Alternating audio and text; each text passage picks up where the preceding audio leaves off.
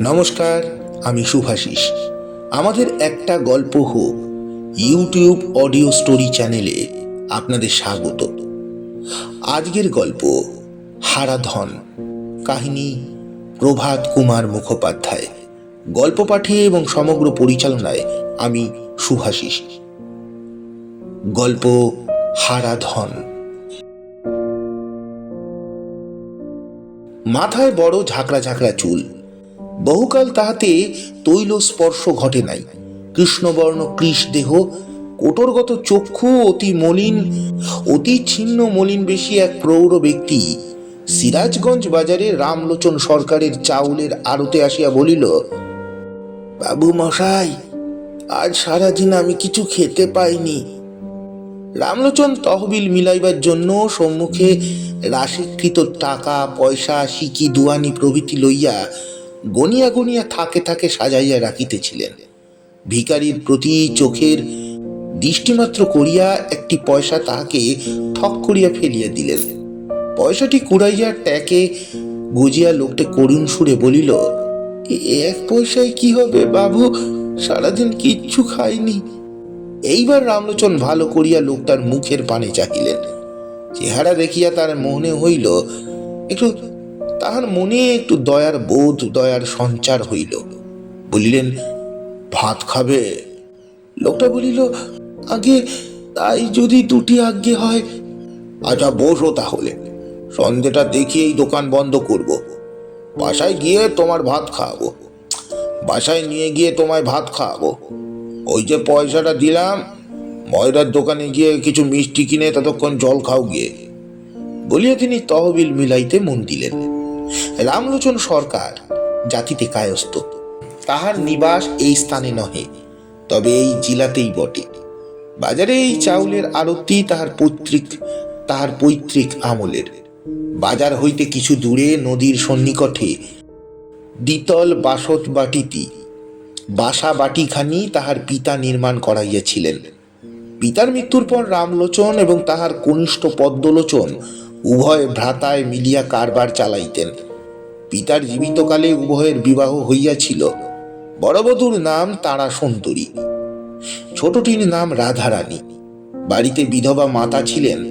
তাহার সেবা এবং ঘর গৃহস্থলীর কর্মের জন্য উভয় বধূ এককালে এখানকার বাসা বাটিতে আসিয়া থাকিতে পারিতেন না। পালাক্রমে 6 মাস করিয়া একজন বাটিতে থাকিতেন, একজন বাসা বাটিতে আসিয়া স্বাধীন গৃহিণীপনার সুখাস্বাদন করিতেন। 5-6 বৎসর এই বন্দোবস্ত চলিয়া আসিতেছিল। একদিন হঠাৎ কলেরা রোগে পদ্মলোচনের মৃত্যু হইল। ইহার পর বিধবা জননীও অধিক দিন জীবিত ছিলেন না। 6 মাস পরে তাহার পুত্র শোক চিতার আগুনে নির্বাপিত হইল।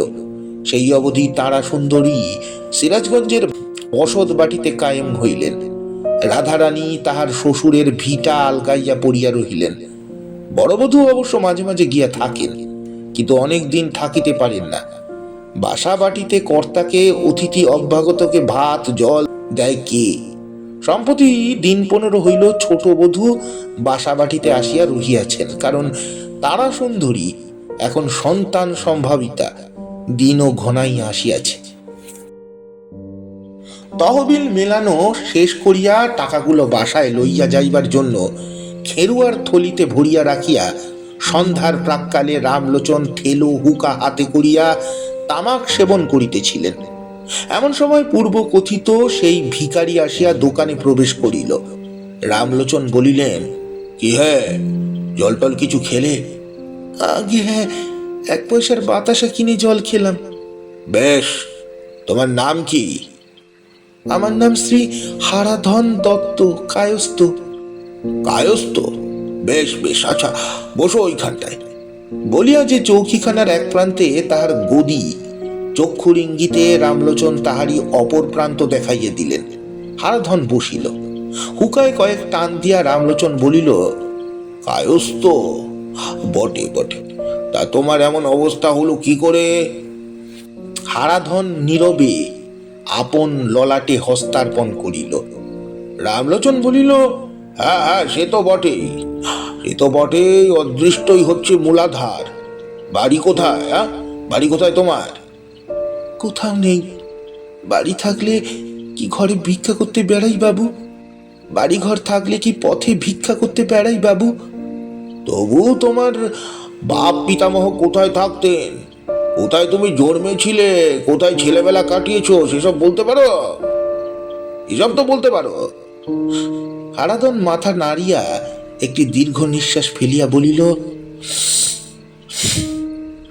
সে মশাই অনেক কথা, বলতে গেলে মহাভারত।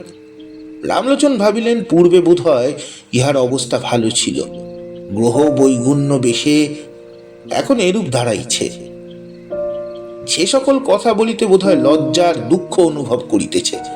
ভাবিলেন সকলই অদৃষ্টের খেলা, কখন কার কি অবস্থা দাঁড়ায় কিছুই তো বলা যায় না। এ বিষয়ে উহাকে আর জিজ্ঞাসাবাদ করিবার প্রয়োজন নাই। করুণাপূর্ণ নয়নে লোকটির পানে চাহিয়া বলিলেন, তামাক খাবে? আগে দিন বলিয়া হারাধন হাত বাড়াইল। রামলোচন কলিকাটি খুলিয়া তাহা হাতে দিলেন, হুকা দিলেন না। কারণ যদিও এই ব্যক্তি নিজেকে কায়স্থ বলিয়া পরিচয় দিয়াছে, সত্যই কায়স্থ কিনা তা কে জানে। লোকে কথায় বলে জাত হারালে কায়েত।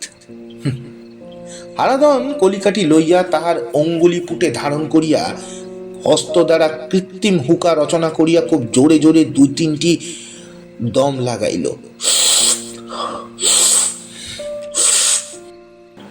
বড় তামাক অর্থাৎ গাঁজা।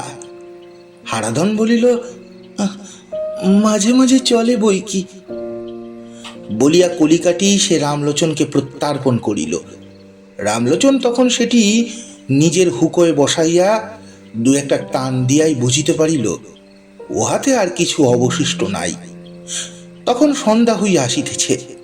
রামলোচন ডাকিলেন, বেজা, পিদিমটা জাল রে। বালক ভৃত্য ব্রজনাথ গদির ওপর একটি পিতলের রেকাপি সাজাইয়া প্রদীপ সহ পিল সূচটি তাহার উপর রাখিয়া প্রদীপ জ্বালিয়া দিল।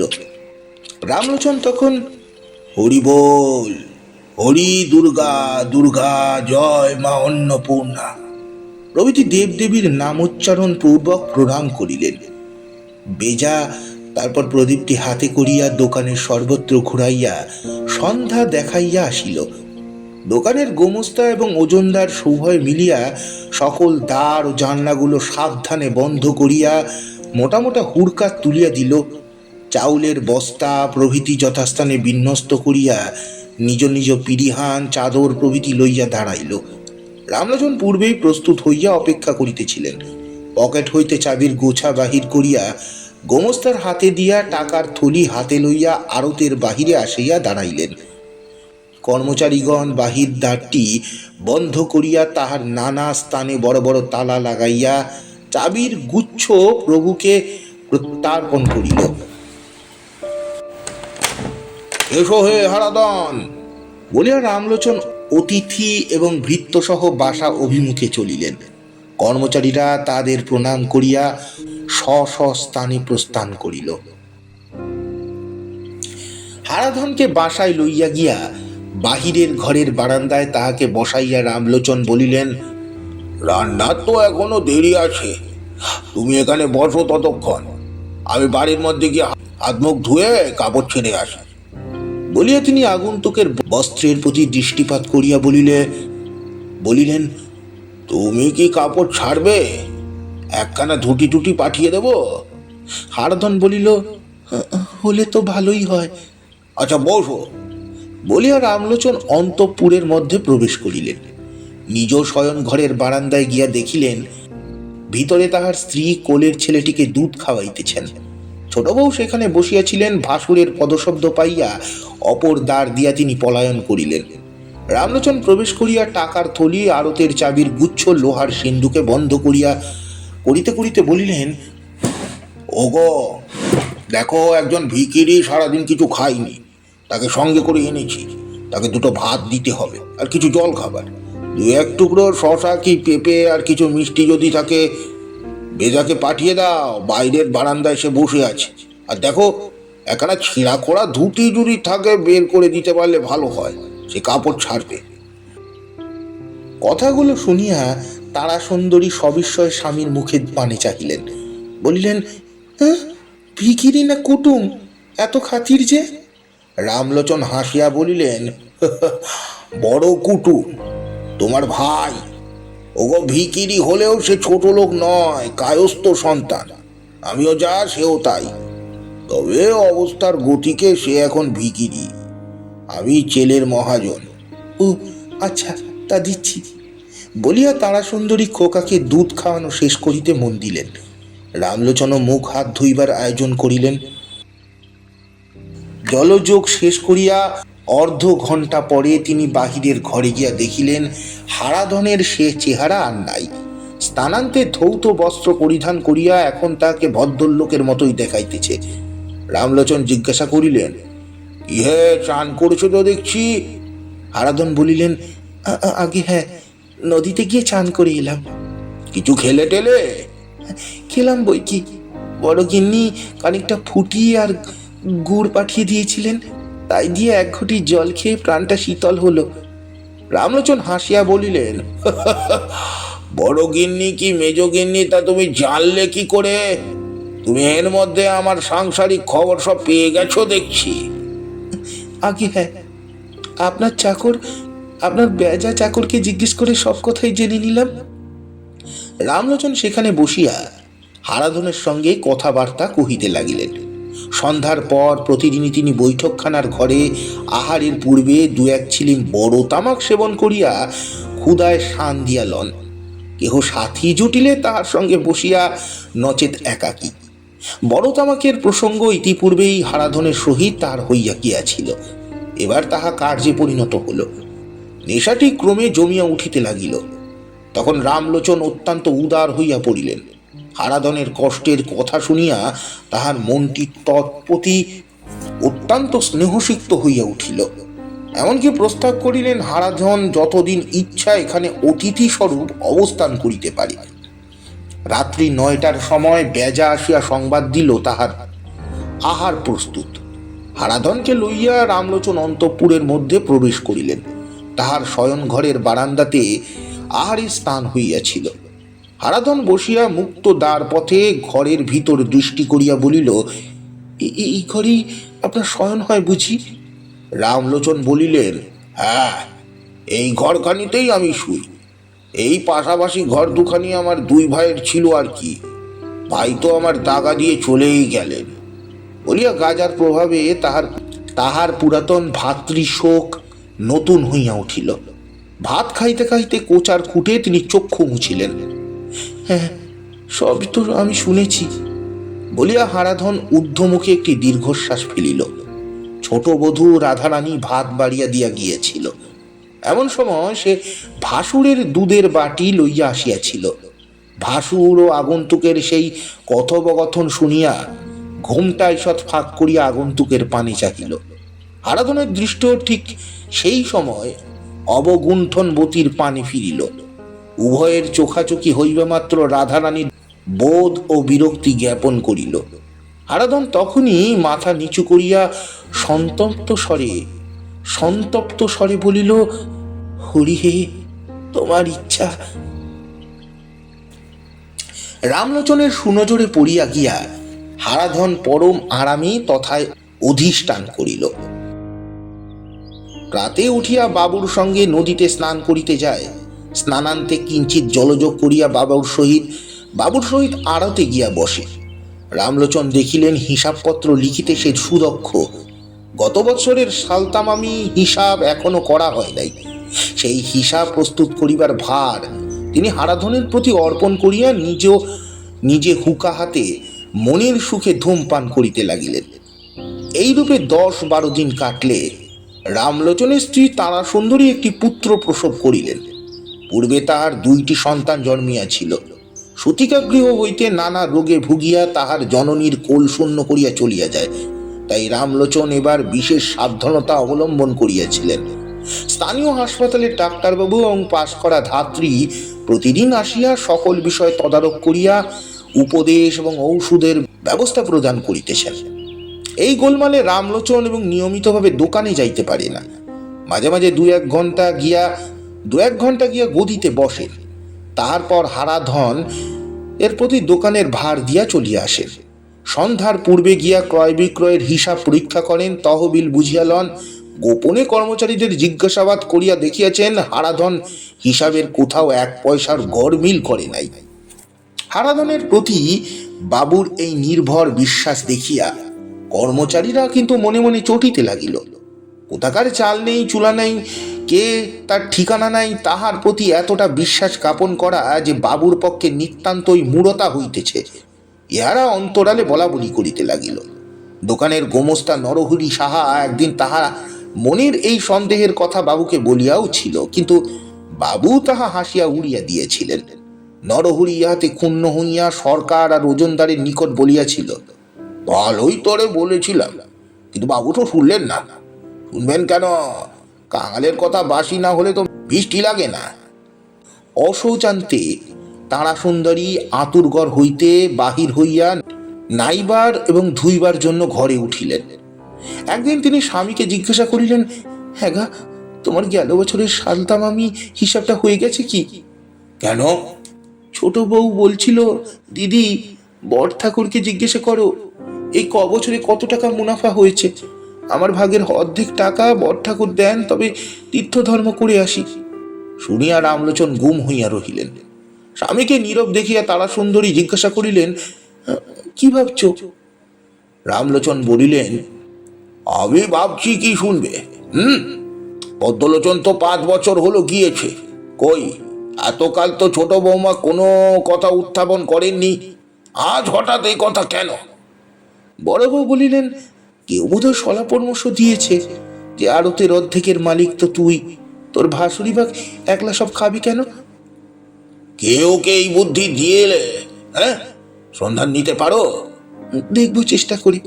আপাতত ওকে কি বলি তা আমায় বলে দাও। বলো যে হিসাবপত্র এখনো হয়নি, আর হিসাবের জন্য আটকাচ্ছেই বা কি? 200 টাকা যদি ওর দরকার হয় তো চেয়ে নেন না। নেয় না কেন? ছোট বউ কিন্তু 200 টাকার কথা কানে তুললেন না। বললেন, না দিদি, 200 টাকায় আমার কিচ্ছু হবে না। 5 বছরের লাভ লোকসান মিলিয়ে কিছু না হয়ে থাকে অন্তত 5,000 টাকা লাভ হয়েছে। আমায় এখন 2,500 টাকা বড় ঠাকুর দিন, পরে হিসাবপত্র হলে আমায় পাওনার বাকি টাকা দিলেও হবে। সংসারে এই লইয়া বড়ই একটা অশান্তির সৃষ্টি হলো। পূর্বে উভয়ে যায় বেশ সম্প্রীতি ছিল, তাহারা পরস্পরের প্রতি প্রিয় সখীর ন্যায় ব্যবহার করত। এখন উভয়ের মধ্যে কথাবার্তা একরূপ বন্ধ হইয়া গিয়াছে বলিলেই হয়। ইতিমধ্যে রামলোচন একজন বিশ্বস্ত লোকের কাছে খবর পাইলেন, হারাধন একদিন স্থানীয় কোনো এক প্রসিদ্ধ উকিলের বাড়িতে গিয়া বসিয়াছিল। সেদিন সন্ধ্যায় বাসায় আসিয়া রামলোচন স্ত্রীকে জিজ্ঞেস করিলেন, ছোট বৌমার সম্বন্ধে তোমার কি কোনো সন্দেহ হয়? তারাসুন্দরী বিস্মিত হইয়া জিজ্ঞাসা করিলেন, কেন? উকিল বাড়ি যায় কেন হারাধন? তারাসুন্দরী স্বামীর প্রশ্নের ইঙ্গিত বুঝিয়া শিহরিয়া উঠিলেন, বললেন, হ্যাঁ, সে কি কথা, ছি ছি, এমন কি কখনো হতে পারে? রামলোচন বলিলেন, হারাধনের কি এমন তালুক মুলুক জোসনা আছে, জোজ্জমা আছে নাকি, যার জন্য উকিল বাড়িতে যেতে হয়? আরো দেখো, একদিন এই এতদিন না ততদিন হারাধন আসার পর থেকেই ছোট বৌমা এই গন্ডগোলটা শুরু করেছে। আর একটা কথা, আমার যেমন মতিছন্ন গেল বছরের সালতাম, আমি হিসাবটা ওই হিরোকে তৈরি করবার ভার দিয়েছিলাম। গেল বছর লাভ কি হয়েছে? প্রায় 50,000 টাকা। এই ধরেই ছোট বৌমা বোধহয় হিসেব করেছেন 5 বছরে 5,000 টাকা। দেখো, আমি নিশ্চয়ই বলছি হিরোর সঙ্গে ছোট বৌমার কোনো একটা যোগাযোগ আছে। বাড়ি থেকে হতভাগাকে তাড়িয়ে দিই, কি বলো? তা দাও, কিন্তু আমার তো বিশ্বাসই হচ্ছে না। ছি ছি, এ কি কখনো হতে পারে? 24 ঘন্টা দুজনে একসঙ্গে রয়েছি, তার কথাবার্তা চাল চলনে কই কোনোদিন তো তা কিছু সন্দেহ হয়নি। এই কথা শুনিয়া রামলোচন কিছুক্ষণ স্তব্ধ হইয়া রহিলেন, পরে বলিলেন, তুই যাই বলো না কেন বড় বউ, ভিতরে কোনো গোলযোগ আছে, নিশ্চয়ই আছে। ছোট বউ বা লাভের অংশ দাবি কেন করে, আর হিরোই বা উকিল বাড়িতে যায় কেন? বাড়ি তো আমাদের মাসির কুটুম, পরমুন্ডে দুবেলা খাচ্ছেন যাচ্ছেন, দিই ওকে, হ্যাঁ দিই ওকে দূর করে, কি বলো? তারাসুন্দরী নীরবে কিছুক্ষণ ভাবলেন, তারপর বললেন, এখন হঠাৎ কিছু না করে দিন কতক চোখ কান খুলে থাকো না। যদি কোনো রকম বেচাল দেখতে পাই তা দুটোকেই ঝাঁটা মেরে বাড়ি থেকে দূর করে দিলেই হবে। রামলোচন পত্নীর এই যুক্তি উপস্থিত ক্ষেত্রে সর্বোত্তম বলিয়া বিবেচনা করলেন। ছোট বউ ও হারাধন সম্বন্ধে তাহাদের মনে যে প্রকার সন্দেহের উদয় হইয়াছে, তাহা কর্তা বা গিন্নি নিজ নিজ কথা এবং ব্যবহারে কিছুমাত্র প্রকাশ না করিয়া দিন কাটাইতে লাগিলেন। একদিন বেলা 10টার সময় রান্নাঘরের বারান্দায় বড় বউ ছেলে কোলে করিয়া বসিয়া আছেন, ছোট বউ কুটনা কাটিতেছেন। এমন সময়, কি গো বড় বউ, কেমন আছো বলিয়া একজন বয়স্ক বিধবা উঠোনে আসিয়া দাঁড়াইল। এই স্ত্রীলোক দেশে ইহাদের বাড়ির কাছেই বাস করে, ইহাদের পূজা। তারাসুন্দরী বলিলেন, ও দুলে বউ, আচ্ছা আচ্ছা, ভালো আছি। ভালো আছিস তো দুলে বউ? হ্যাঁ মা, তোমার শ্রীচরণের আশীর্বাদে ভালোই আছি বলিয়া নিম্নে দাঁড়াইয়া বারান্দার প্রান্তে মাথা ঠেকাইয়া সে উভয় বধূকে প্রণাম করিয়া বলিল, এই খোকাটি এবার হয়েছে বুঝি? তোমার খোকা হয়েছে? তা আমি দেশে থাকতেই শুনেছিলাম। তা বেশ বেশ ভালো, বেঁচে থাকুক। বড় বউ বলিলেন, বস দুলে বউ বস। এখানে কোথায় এইছিলি? কবে এলি? এই পরশুদিন এইছি মা। আমার জামাই এখন এখানে চাকরি করে কিনা, সে এখন আদালতের পেয়াদা হয়েছে। তোমাদের আশীর্বাদে বেশ 2 পয়সা রোজগারি করছে। আমার মেয়েকে নিয়ে এইছে, এইখানে বাসা ভাড়া করে নিয়ে আছে। মেয়েকে অনেকদিন দেখিনি তাও বটে, আমার খোকাটি হয়েছে শুনেছিলাম তাও বটে। তাই মনে করলাম যাই একবার দেখাশোনা করে আসি। তা বেশ করেছিস। তোর মেয়ে জামাই ভালো তো? ভালো আছে তো? হ্যাঁ মা, তারা ভালো আছে। দুলেবউ বসিয়া গ্রামের নানা সংবাদ বলিতে লাগিল। খানিক পরে বলিল, আচ্ছা তাহলে উঠি মা, বেলা হয়ে গেছে, সকালেই দেশে যাব মনে করেছি। তারাসুন্দরী কহিলেন, উঠবি? উঠবি কেন দুলেবউ? এতদিন পরে এলি, এখানে দুটি খেয়ে যা। নেওয়া হয়েছে? না না, নেওয়া হয়নি এখনো। তা বেশ, দুটি পেশাদ দিও, খেয়েই যাব। তোমাদের খেয়ে তো মানুষ মা, আজ বলে নয় 7 পুরুষ। তা একটু তেল দাও, নদীতে যাই। দুলেবউ নদী হইতে স্নান করিয়া যখন ফিরিল, তখন প্রতিদিনের প্রথা মতো রামলোচন হারাধনকে লইয়া ভোজনে বসিয়াছেন। দুলেবউ গোয়াল ঘরের ছায়ায় নারকেল গাছের আড়ালে বসিয়া হারাধনের প্রতি এক দৃষ্টে চাহিয়া রহিল। পুরুষের আহার শেষ হইলে দুলেবউকে ভাত দিয়া বড় বউ ছোট বউ খাইতে বসিলেন। আরান্তে ছোট বউ নিজ ঘরে চলিয়া গেলেন। দুলেবউ পুকুর ঘাটে গিয়া আচাইয়া আসিল, নিজ আহাবস্থান পরিষ্কার করল। হাত মুখ ধুইয়া আসিয়া আলগোচে গিন্নির হাত হইতে একটি পান লইয়া মৃদু স্বরে বলিল, গিন্নিমা, একটা কথা আছে, কিছু যদি মনে না করো তো বলি। তারাসুন্দরী বলিল, কি কথা? বল বল দুলেবউ বল। ওই যে মিনসেটা, ওই যে মিনসে বাবুটা সঙ্গে বসে খেলে, ও কে? তোমাদের কেউ হয়? না না, আমাদের কেউ না, দোকানের মুহুরি। কতদিন এসেছে? এই তো মাসখানেক হবে। কেন দুলেবউ, এই কথা জিজ্ঞেস করছিস কেন? দুলেবউ এদিক ওদিক চাহিয়া নিম্নস্বরে কহিল, ও লোক ভালো নয় মা, ওকে তাড়িয়ে দাও। ছোট গিন্নি এখানে আসবার মাসখানেক আগে ও মিনসে আমাদের গায়ে গিয়েছিল। ওকে কি বৃত্তান্ত কেউ জানে না। যদি মিথ্যে কথা বলি জিভ খসে যায় মা। সন্ধ্যার পর তোমার বাড়ির বাগানের ধারে, পুকুর ঘাটের পথে, ওইসব জায়গায় 2-3 দিন ছোট বউয়ের সঙ্গে ফুসুর ফুসুর কথা কইতে আমি সচক্ষে দেখেছি। আমি কেন, আরো অনেক লোক দেখেছে। এই নিয়ে গায়ে কত কানাকানি শুরু হয়েছে। তারপর মিনসে কোথায় চলে গেল আর দেখতে পাই না। আবার এখানে এসে জুটেছে দেখছি। কার মনে কি আছে নারায়ণ জানেন। কিন্তু এইসব কি ভালো মা? তোমরা ভদ্র নোক, গায়ের মাথা, ছি ছি, এ কি কাণ্ড! বলিয়া দুলেবউ প্রণাম করিয়া বিদায় গ্রহণ করিল। তারাসুন্দরী কাঠের পুতুলের মতো দাঁড়াইয়া রহিলেন। তাহার মুখ দিয়া একটি কথাও বাহির হইল না। তিনি কেবলই ভাবিতে লাগিলেন, তবে তো স্বামী যাহা সন্দেহ করিয়াছিলেন তাহাই ঠিক, আমার বিশ্বাসী ভুল। অপরাহ্নকালে ছোট বউ বলিলেন, দিদি, এখন তুমি অনেকটা সুস্থ হয়ে উঠেছ। বড় ঠাকুর আমার টাকাগুলো ব্যবস্থা করে দিলেই আমি দেশে চলে যেতে পারি। 2,500 টাকা যদি এখন নাও ওঠে, আপাতত 2,000 পেলেও আমার চলবে। পরে হিসাবপত্র দেখে যা দেবেন। আজ বড় ঠাকুরকে তুমি বলো, মনে করে বলো দিদি।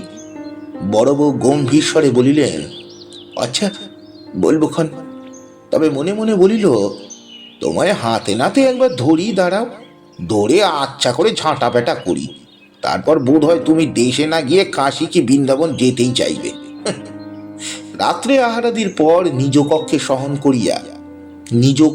শয়ন করিয়া তারা সুন্দরী স্বামীকে বলিলেন, ওগো, তুমি যে সন্দেহ করেছিলে তাই ঠিক, আমারই ভুল হয়েছিল বলিয়া দুলে বউ কর্তৃক প্রদত্ত সংবাদটি তিনি স্বামীর গোচর করিলেন। টাকার জন্য আজ আমার ছোট বউয়ের তাগাদার কথাও বলিলেন। অবশেষে বলিলেন, টাকাটা ফেলেই দাও, দিয়ে পাপ বিদেই করো, নইলে এখানে বাসায় আমাদের চোখের সামনে কি কাণ্ড হতে হবে, হ্যাঁ, ভাবতেও আমার বুক শুকিয়ে যাচ্ছে। রামলোচন নীরবে ধূম্রপান করিতে লাগিলেন। কোনো মতামত ব্যক্ত না করিয়া অবশেষে শয়ন করিয়া নিদ্রা যাবার চেষ্টা করিলেন, কিন্তু নিদ্রা তাহার চক্ষুতে আসিল না। ঘণ্টাখানেক এপাশ ওপাশ করিয়া তিনি উঠিলেন, নগ্ন পদে বাহিরে গেলেন।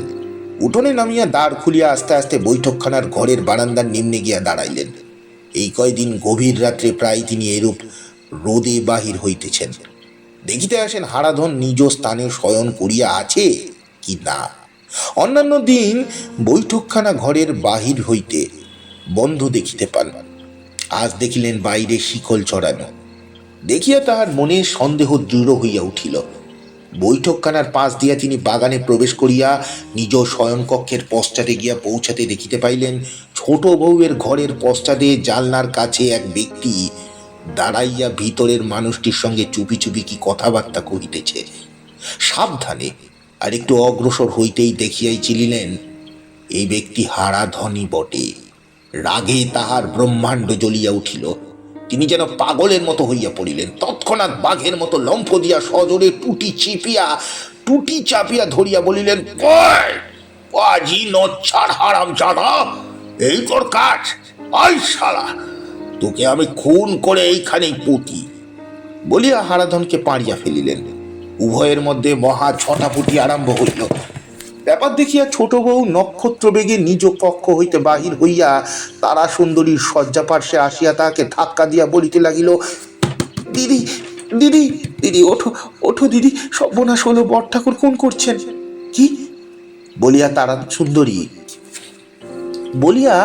তারা সুন্দরী থরঘর করিয়া উঠিয়া বসিলেন। ছোট বউ বলিল, দিদি বারণ করো, ও অন্য কেউ নয়, ও আমার দাদা, আমার সহোদর ভাই। আমি টাকা চাই না দিদি, তোমার পায়ে পড়ি, আমার দাদাকে বাঁচাও। তারা সুন্দরী খোলা জানলার কাছে গিয়া দাঁড়াইলেন। জানলার প্রায় নিচে বাগানে একটি প্রবল মারামারির শব্দ।